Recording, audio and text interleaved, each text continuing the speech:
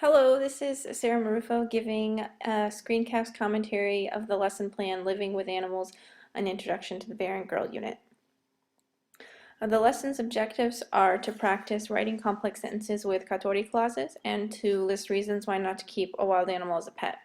And I've planned one activity for each objective, the circumlocution activity and the discussion activity with T-charts.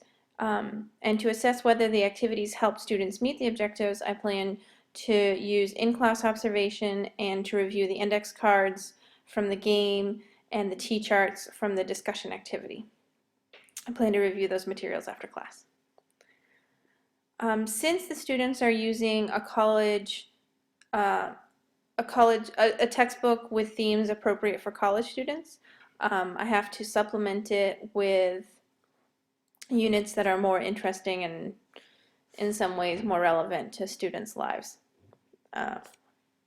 For the Bear and Girl, it's an interesting story and accessible. It's motivating for the students to quickly read through and understand a story. And also, when you're using a college textbook with high school students, there needs to be more review and recycling interspersed between units.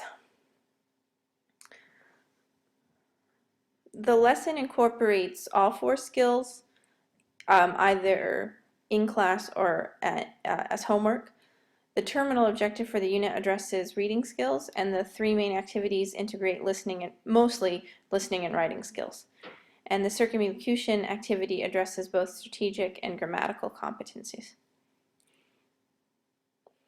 And the plan has coherence because each activity relates to the theme of living with animals, and it has cohesion because the first 2 activities, the QAA and circumlocution, personally relate the theme to the students. And I use this diagram.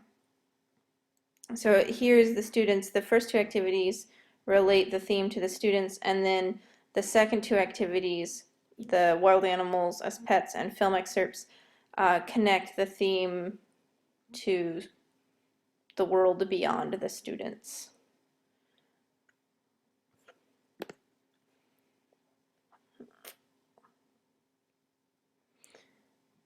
And also I chose the last activity because it connects best to the homework and the following lesson.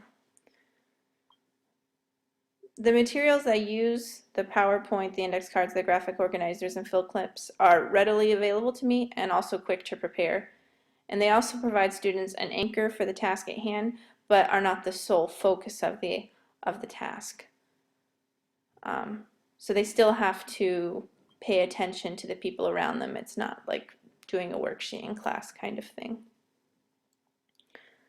And then I do have one update for the homework section, and it's that I'd like to take the first 2 steps of the SQ3R reading technique to wrap up the last activity and connect that activity to the homework. And I would instruct the students to flip through the reading, look at the heading, look at the pictures, look at the footnotes, and the questions on pages 35 and 38, and see if they could relate them to, if they could find relation to, if the headings and the pictures and the footnotes relate to the last activity, and what do they notice, and then send them home. And that's all. Thanks.